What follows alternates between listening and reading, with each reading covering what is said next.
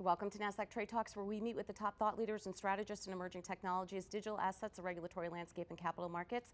I'm your host, Jill Malandrino, and joining me on the desk at the Nasdaq market site is Jill Simkins, CEO of XST Capital Group, Peter Heneghan, principal at Bettor, Joey Levy, founder and CEO of also Bettor, BETR, and we have Pranav Tadikonda, CEO and co-founder of Pikkit. We're here to discuss trends in the digital gaming space, which companies are driving innovation, and the next big markets expected to legalize sports betting and or online casinos. Gentlemen, it's great to have all of you with us. Welcome to MarketSite, and let's go around the horn here. Joel, start with you. Give us a brief overview of where XST Capital Group sits within the gaming ecosystem. Great to be here, Jill. I know we worked together way back in the day at Prudential. I left mainstream Wall Street back in February of this year after a couple of years at Houlihan Lokey and Truist Securities before that, and decided to become a first-time founder, just like a couple of our guests on the panel here, launching my boutique investment bank, XST Capital Group, back at my kitchen table in May.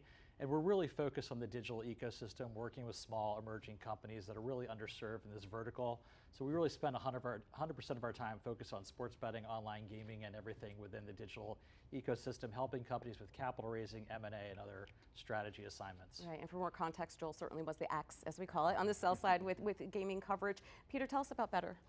Bettor Capital is a venture fund focused on investing in B2B suppliers to the real money online gaming space. So B2B suppliers really covering everything from things sports betting odds, casino content, to payments, compliance, other services, and real money gaming encompassing everything from sports betting, online casino, to daily fantasy, poker, and other verticals.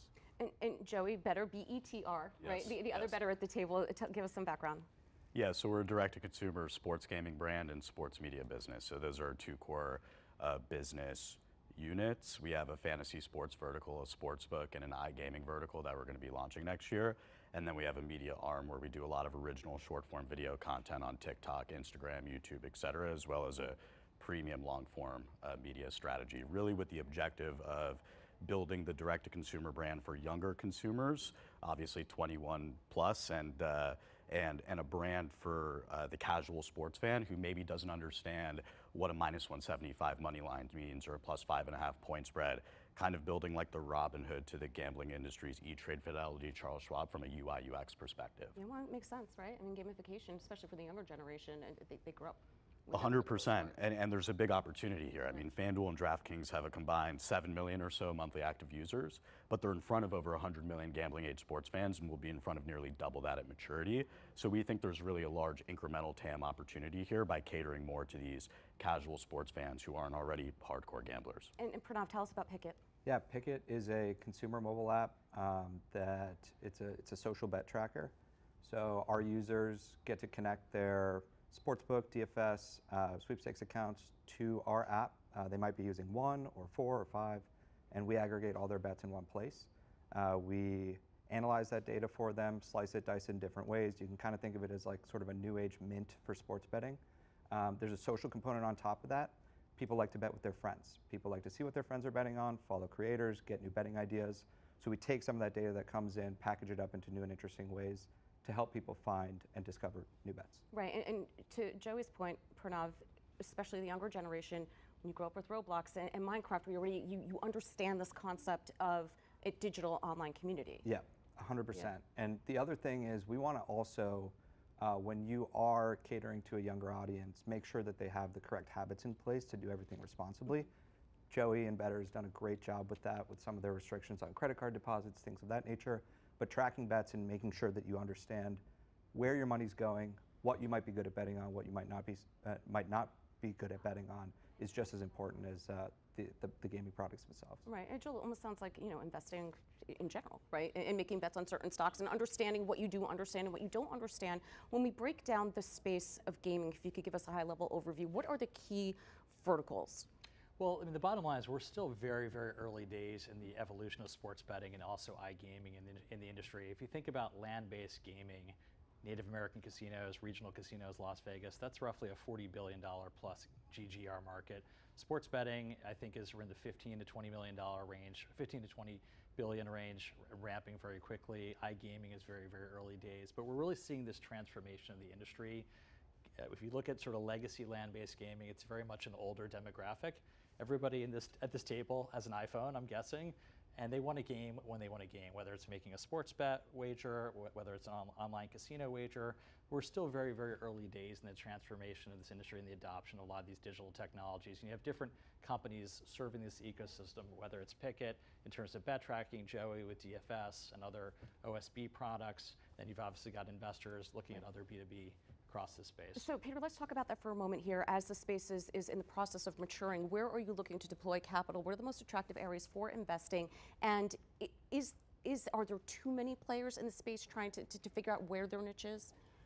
So I think everyone would like if there's more players in the space from an operator perspective, and that there's been really 2 companies in the US who have dominated so far. And I think that kind of part of I think Joey's thesis is that there's a lot of incremental opportunity outside of the FanDuel and DraftKings today. And I think there's companies like Bettor, ESPN Bet now coming in, Fanatics, Bet365 coming over from Europe, who are actively trying to break up what has been a quasi-duopoly. I think for us, we've been focused on the picks and shovels or B2B suppliers, just because oftentimes smaller companies might have the better opportunity to innovate because they're not focused on making sure they're gaining market share next month and as football season kicks off. And instead they can bring new products to market that could be attractive for either a FanDuel or DraftKings as they're looking to expand their product suite or improve their operations, but also could be attractive for a Pikkit or for a Bettor, and figuring out ways to drive innovation from outside the operators. And certainly sometimes innovation comes from within the operators, but I think we're going to continue to see interesting startups that are bringing new products to market as well. Joey, I thought it was interesting how media is such a key component of what you're doing over at Bettor to keep that ecosystem inclusive and have those touch points daily with them. Yeah, no, absolutely. I mean, I think that you have a market environment, and to Peter's point, I mean, we think there's a lot of opportunity here because you have 2 primary operators that have, FanDuel and DraftKings have combined for 75, 80% plus market share, and then you have about 7 other operators that kind of make up that long tail of that other 99%. But really, we think that these top 9 operators have generally commoditized product experiences. If you just look at their sports books, they kind of look and feel the exact same way with different brands and color schemes on top. And then their distribution strategies are all generally pretty much the same too. It's the same playbook of just saying, hey, I'm DraftKings, let's advertise this on television, come here to bet on sports, and that's it.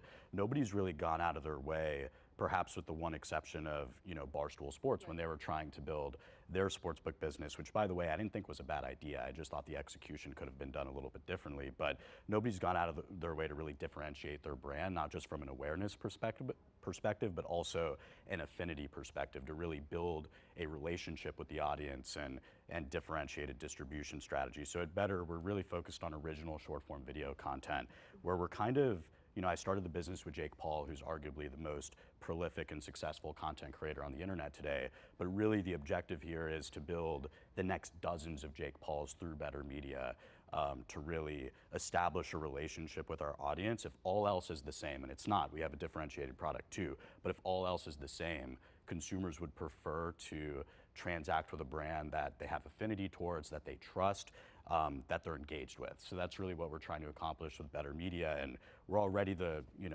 we're certainly the fastest growing sports gaming media business in the United States. We're arguably the largest. We're already the largest on TikTok, and we're on a path to being the largest in general. So we're really excited about our strategy, and it's really enabled us to acquire customers for our gaming business with significantly more efficient customer acquisition economics than our competitors. Especially if you're able to leverage established platforms like a TikTok where your audience is already living. Pranav, and I guess that would be one of the challenges within this space, is differentiating your content, your offerings, your platform. Yeah, 100%. And actually we've learned a lot from Bettor and their influencer strategy. It's so Joey, I think hit the nail on the head. It's so powerful when your influencer network is actually using the product that they are promoting or advertising to different customers. It feels very natural, right? You could go the strategy of, I think Shaq, right? We all love Shaq, but do we think that Shaq is actually using the product that he's advertising? A lot of times it's not actually the case. When you have sort of these micro influencers or macro in the case of Jake Paul, that can actually say, look, this is my account. Look, follow me on this app. It makes it that much more powerful. Yeah. Joel, what are the next big markets that you think could legalize sports betting or look to introduce online casinos? Well, it's interesting. So we're in roughly like 38 states at this point with OSB. There's obviously other products out there. There's daily fantasy sports, there's sweepstakes. That's all. We could talk for hours on those markets and those opportunities. Joey's company is involved in the DFS business. But we're really focused, we're spending a lot of our time right now in the iGaming market. iGaming is only legal in roughly 8 states here in the US. So having been around gaming for 25 years, I saw riverboat gaming spread across the country and get rules relaxed, et cetera. It's our anticipation that with sports betting being such a significant success for states, bringing in a lot of tax dollars, they're going to naturally flip the switch to iGaming, and I think we'll see that continue to expand over the next year or two. We're also spending a lot of time around international opportunities. There's a ton of growth right now in Latin America, Colombia, Brazil. Other markets are really springing up. So we're seeing companies explore those opportunities. Earlier this week, MGM announced a partnership in Brazil. I think that was an interesting litmus test of what's to come. So, gaming will continue to expand. I really look at this through the same lens as internet retail 20 plus years ago. It's inevitable. People are transitioning away from the land-based experience. They want convenience, and this is a natural evolution of the business. Which is interesting because we're seeing that type of growth and the total addressable market really flourish when it comes to fintech in the Latin American space as well. And to your point, it follows the same thing as internet buying and so forth. When you say iGaming, is that the same as e-gaming, or is it like Great. John Madden or online great question. That's online casinos, slot machines, Right. blackjack, et cetera. iGaming is a different animal. There's sweepstakes gaming, esports. We're really focused on the internet casino experience. So e-gaming is not, like John Madden isn't part of that vertical. Not necessarily, although there are opportunities to wager on esports I mean, as you well. could bet on, Yeah. bet on anything these days. I mean, not the draft bets, you know what I'm talking about, the prop bets. Oh, yeah. The micro bets. Are just as interesting as the actual game itself, and it does keep you involved. Are you seeing the same opportunities international as well? Yeah, so we're a US-based fund, and I think that's probably been one thing that we probably didn't fully recognize at the time of launch, where we have made 13 investments, and over half of them have actually been in companies based outside the US, where they've recognized a real opportunity in the US market, and maybe they have an established business over in Europe and are looking to enter the US more meaningfully. And I think part of that is that online sports betting, online casino have been legal and booming in Europe over the past 20 years. So I think there's a lot of talent and interest over there, where not everything is 100% portable to the US market. I think that there are some things that are different, but I think that there have been a lot of companies that have successfully come over from Europe and entered the US. And then to Joel's point, I think a lot of those same companies or US companies are now looking at Latin America and other growth markets as future growth opportunities.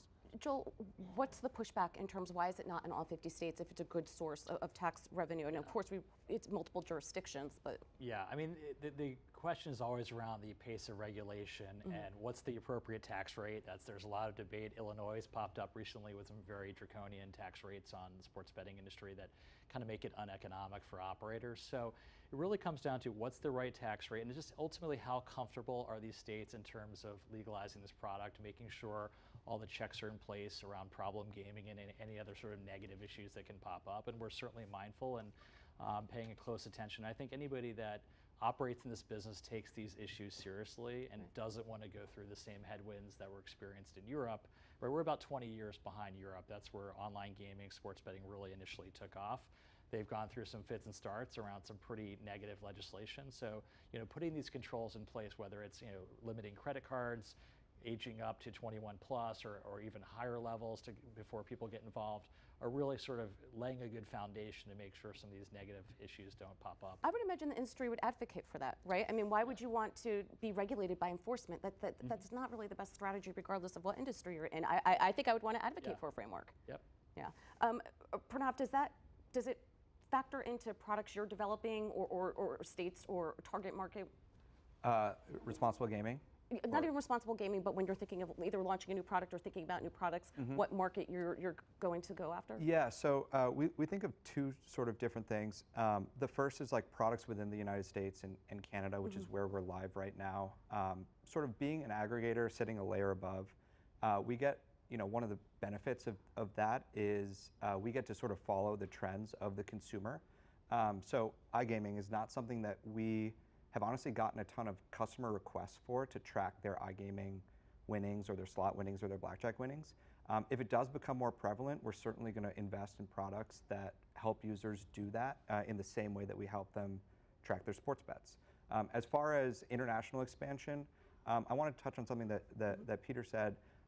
The U.S. And Canada, and to some extent like Australia and a couple other larger, predominantly online markets are actually fairly unique in that, like Joel said, the UK legalized sports betting about 20 years ago. Brick and mortar is in the DNA of the UK sports betting industry. Even I think prior to COVID, COVID's changed a little bit, but prior to COVID, 3 in every 10 sports bets placed in the UK were done in person. Like OTB.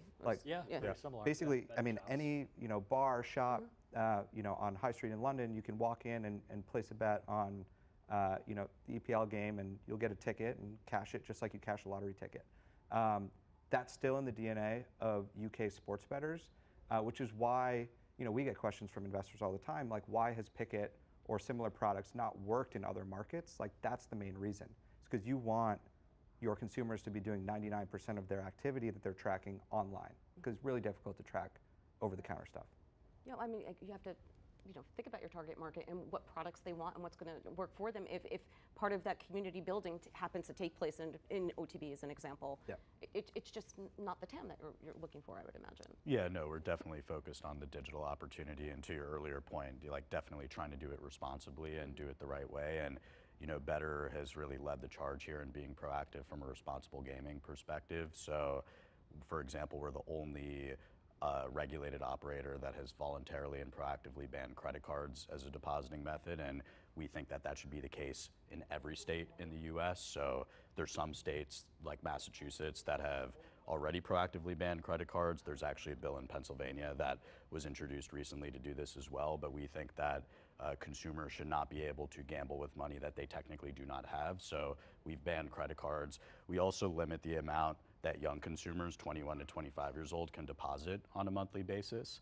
And we have more in the pipeline with respect to how we go after looking out for the consumer and advocate for responsible gaming, because we think there's a lot of talk about problem gambling, and but I think operators should do a lot more to really prevent problem gambling from happening in the first place, and we're really focused on that. So as we move to this digital world and everybody's gambling on the internet, we think consumers should have the choice to do that if they want to, and we think it's a thrilling source of entertainment value. And I like to use the analogy that sports betting is like going to the movies. You spend $20 on a movie ticket, you don't necessarily get anything in return for that other than 2 hours of entertainment. The same is true with a sports bet. You go to a Dolphins-Jets game, you're rooting for the Dolphins, you put $20 on the Dolphins, you're rooting a little bit harder, and it just enhances the consumption of sports, but it needs to be done responsibly. And did want to make the point to your earlier question that Bettor's been doing a lot on that front, and we hope that other operators will follow suit soon. We appreciate that. And Joel, to wrap up here, it sounds like there's a lot of parallels when you think about the